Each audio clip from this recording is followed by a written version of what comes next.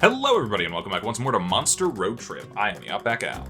I'm Chibi Noob. And I'm Envy Jitters. And a little light today, but we just wanted to get back to this a little bit. Wanted to play a little bit of a game. I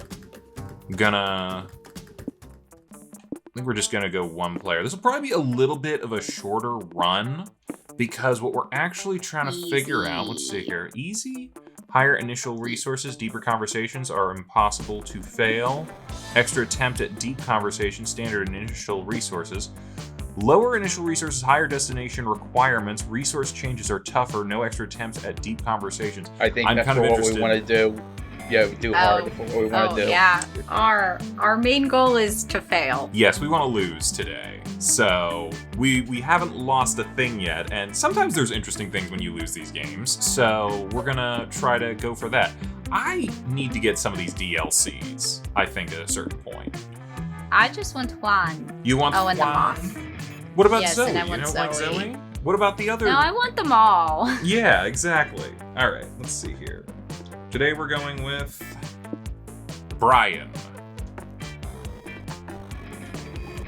Whee! Okay.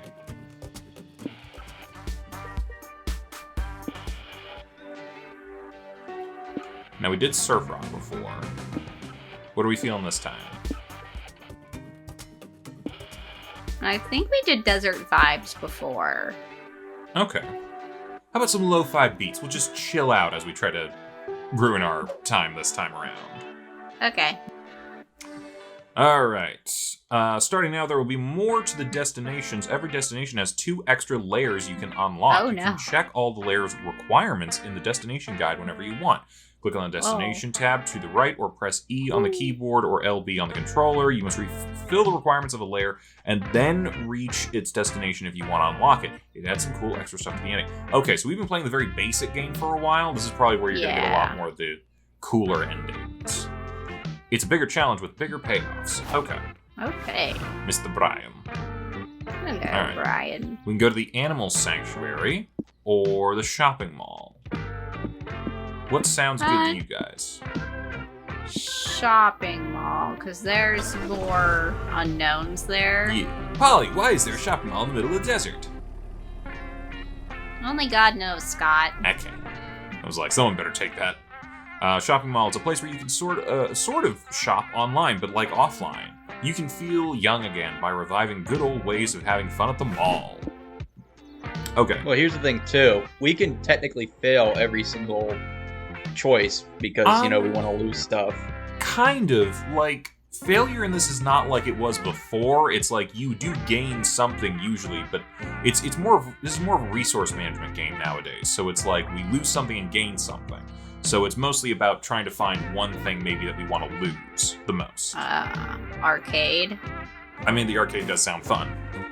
Yeah. That being said, we could lose a lot by shoplifting because it's got the extra stakes thing. That's true. I don't know. Envy, split the decision. Just don't say pizza parlor. Let's go, Rebel. Shoplifting? Shoplifting. All right. The funny thing is the pizza parlor would have been my choice. Well, why didn't you say that? I love pizza. As you're searching for the best store to steal from, you see your friend Valerie sitting on the center fountain and texting. She looks up and smiles at you. Damn, Yin ain't here. Hey, Envy, you haven't had anyone yet. Hey, strangers. What are you doing at the mall? It's not a bad voice for her. We are shoplifting! Smooth, Scott. Don't worry. I won't rat on you.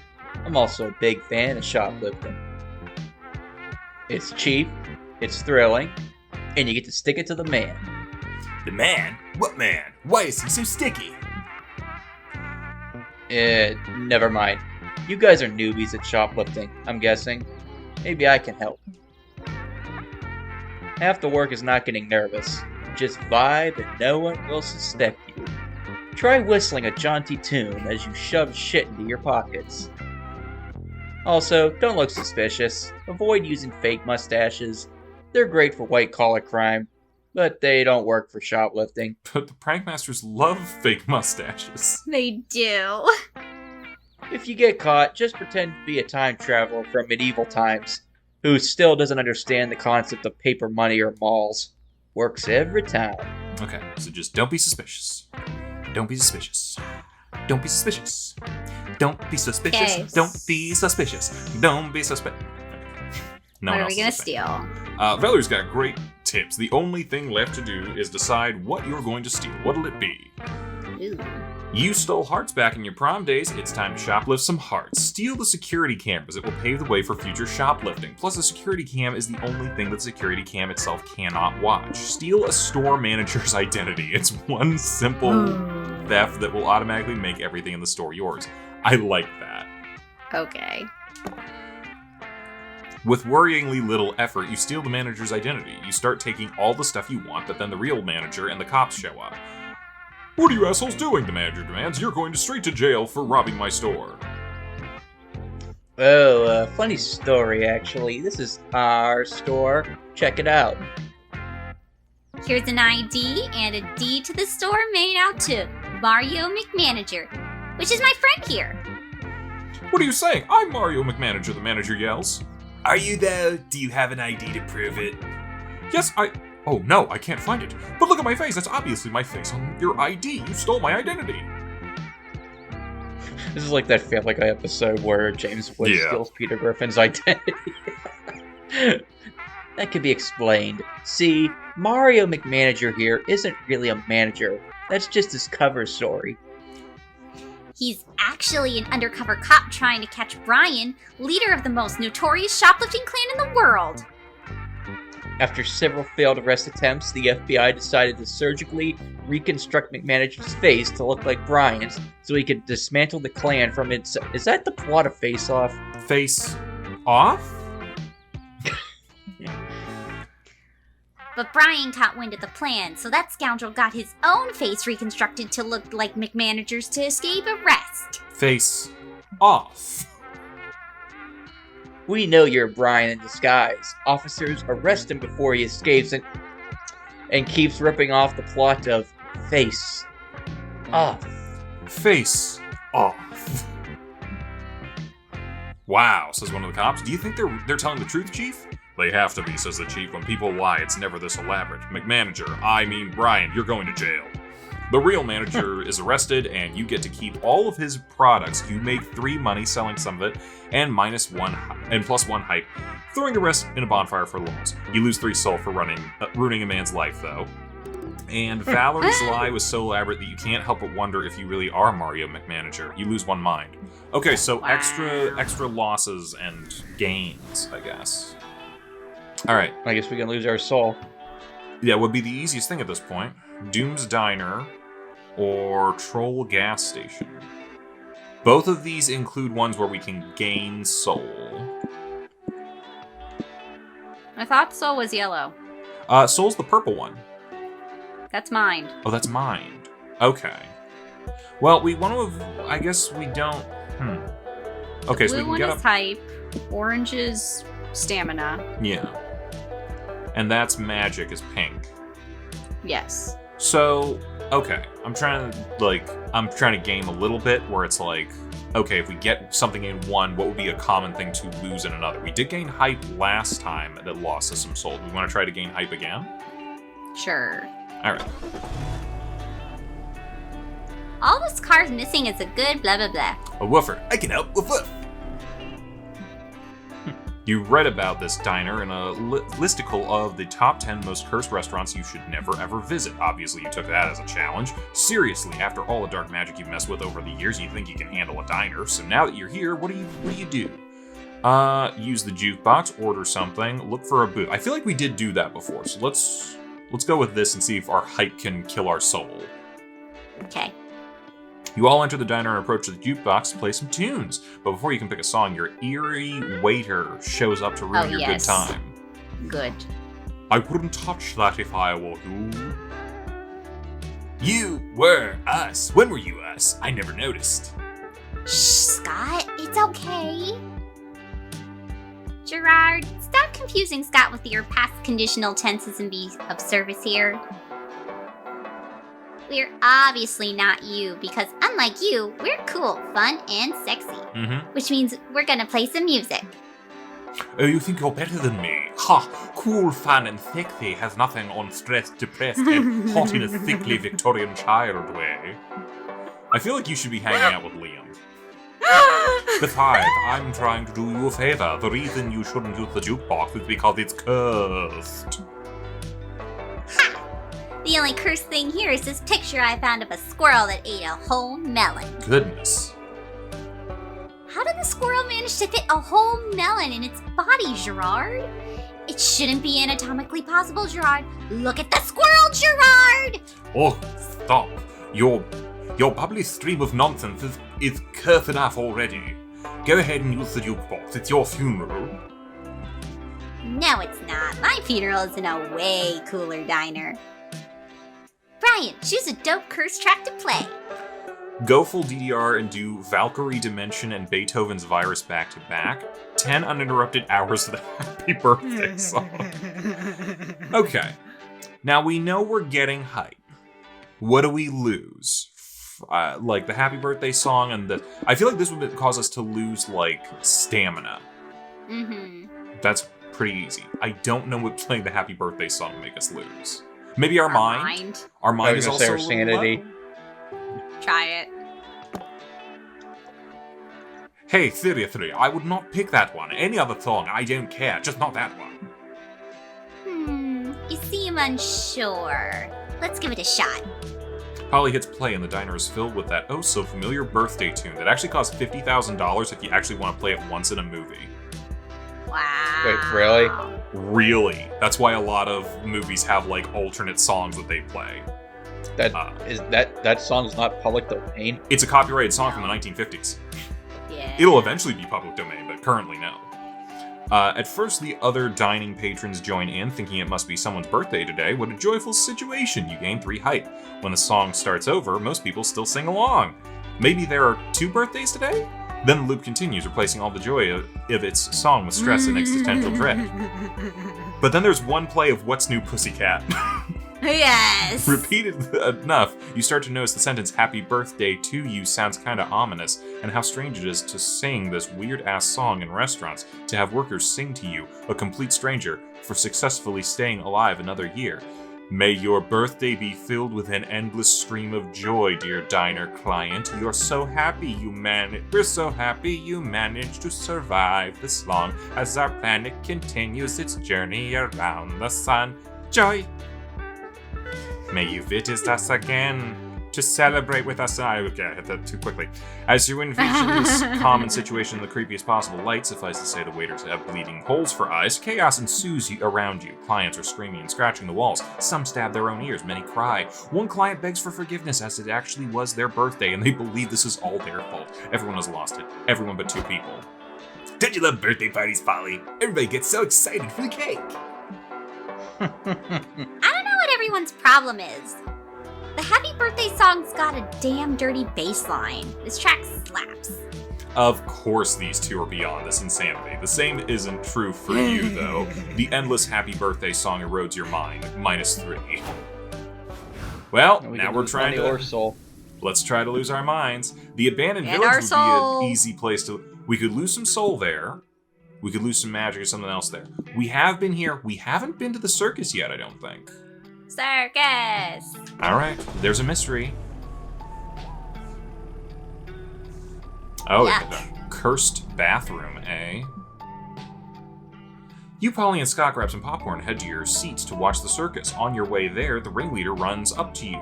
Hey, he whispers, I suddenly lost some of my performers to a soup-related accident and I desperately need an act to cover them.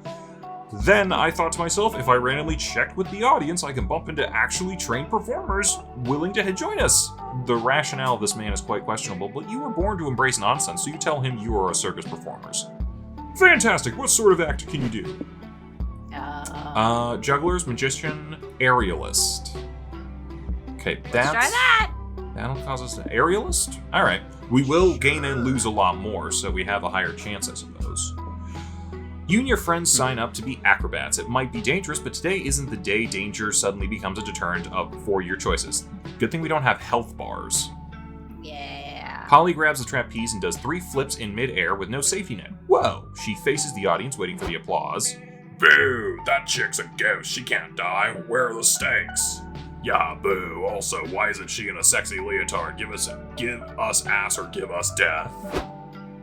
Oh, great. The wolf pack's here. Can't wait to hear them mansplain how to hang from a trapeze correctly. Now that you say it, what if you hang from the trapeze in a way that makes you show more ass? Give us ass! Well, I think today is the day I give your cousins death, Scott. They asked for it after all. Nah, bro, my cousins can be a lot sometimes, but I bet we can wow them. Bros, what if I do the act? I'm not a ghost, so I can totally die. High stakes. Boo, no way, your family, bro. Objectifying your ass would be weird. Yeah, also your family, bro. You dying wouldn't be dope. What about Brian? We can 100% objectify his ass, and we're cool if he dies. But he's dead.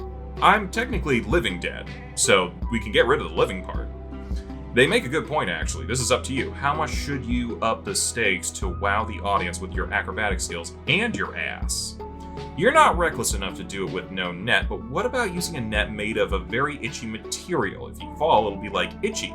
No net, no hands. No net, no trapeze. You'll just jump from the 60-foot platform into a painful but hilarious fall. I kind of love That's more hype. I love the extremes. Whoa, bros, are you seeing this shit? Is Brian seriously gonna do an act without the trapeze? Wow, that's super dangerous and dumb, which means it's amazing. Yeah, it's awesome how often cool things and dumb things overlap. It makes me feel a lot better about being so dumb. Wait, what's happening now? Are Scott and that ghost with the rockin' boobs trying to talk Brian out of doing it? Come on, Scott, why would you try to put a stop to this awesome danger? Are you a werewolf or a werepussy? No, they got Brian to chicken out. He's walking away. Wait, it looks like Brian's gonna step on that banana peel conspicuously placed at the end of the platform.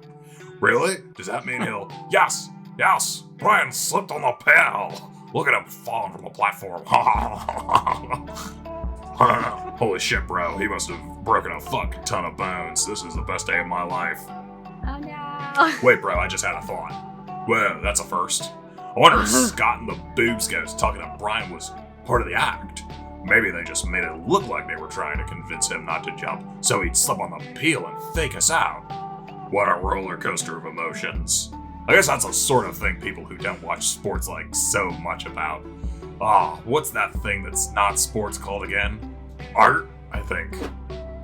Good news, you gained 4 hype doing your dangerous pratfall, but you can bet your ass you lost 4 stamina from all those broken bones. Okay, so we got a couple things that we can drop ourselves straight off the edge on. Yep. Here we go. Alright. Dungeon, slay, loot, repeat. Or used car dealership. We can immediately lose stamina. We can. We go for it. That was fun. We should clown together more often, bros. I bet you I know who the used car salesman's gonna be. What's your bet? That little gremlin dude. Oh, Papa's. you know what? You're right. Mr. Papa's. You're lured to the dealership mesmerized by the inflatable air dancers and bombastic signs full of exclamation points such as, "Buy today!" You don't even know why you're here. You don't need a new car, but such is the power of eye-catching marketing. Since you're here, you could go and do your usual weird shenanigans. Why not? So, what's gonna be, Brian? Go on a joyride, sell some cars, dance with the air dancers. Dance. Yes. You approach those big inflatable dancing boys and start busting a move. These balloon dudes are really good dancers. Throw that polyethylene coated booty back. They're so cool. Do you think they like my dance moves? Silly Scott. The air dancers can't have opinions on his moves because they're not alive. But after dancing with them for hours, losing 3 stamina and sweating like a sinner in church, you suddenly aren't so sure of that anymore. The air dancers' faces sway in the breeze. You sense that they're looking at you, praising your mind, body, and soul, and dance skills. Well, this one just put his hand on my shoulder. I think he wants us to follow them. In your dehydrated, hallucinating state of mind, it makes perfect sense. After walking some ways, you find yourself surrounded by more air dancers. Logic says you're still in the used car dealership, but you've danced your logic away. Holy shit. This must be like the secret air dancer village. The air dancers offer you something to drink. Thank goodness. No, wait. This is just a cup of air. Damn. This is so cool. They must have invited us here because they liked our dance moves so much. Totally. And any society that values the art of dancing till you drop is a society I want to learn more about. Sure, who needs water anyway? Find a way of immersing yourself in air dancers' culture. Learn to play the traditional instrument of their culture, the air guitar. As their name suggests, air dancers have learned to control the most powerful element through the arcane art of dance bending. Dance off, bro. I'm trying to think. I doubt they would cause us to height? lose even more stamina, because that's more of what we're trying to lose. But yeah, dance bending probably would have some height. Honestly, I think either of these could be height. Air guitar? Yeah. It's up to you. I do like the idea of dance bending. Polly, what's dance bending? You mean you've never heard of the ancient air dancer proverb? It goes like this. Dance. Cars. Other kind of dance. Air. Long ago, the four nations lived together in harmony. But everything changed when the Car Nation attacked. Only the dance bender, master of all four elements, could stop them from ruining pedestrian rights.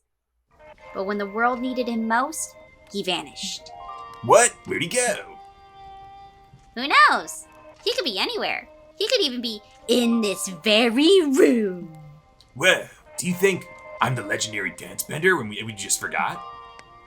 It's possible. You and I are kind of forgetful.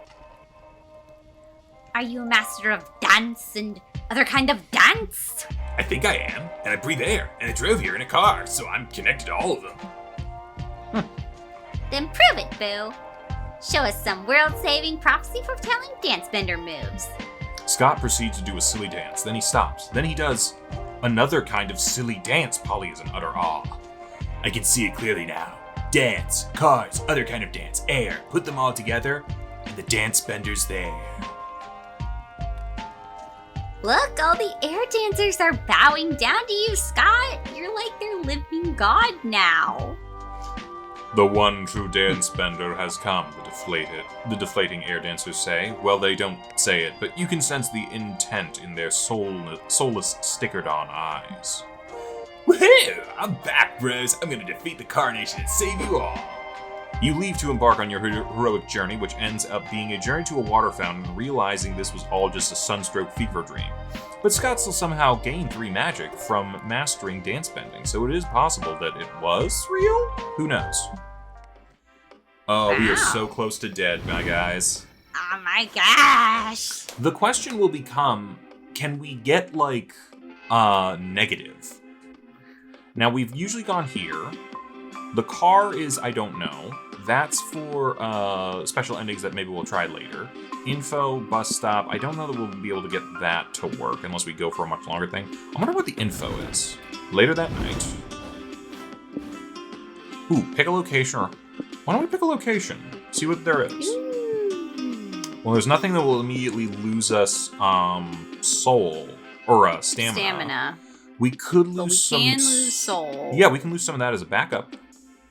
Yeah. And also, I don't think we've seen that one, so. We're very close to Knife Land again. Knife Land. Alright, week 2. Where are we heading this time?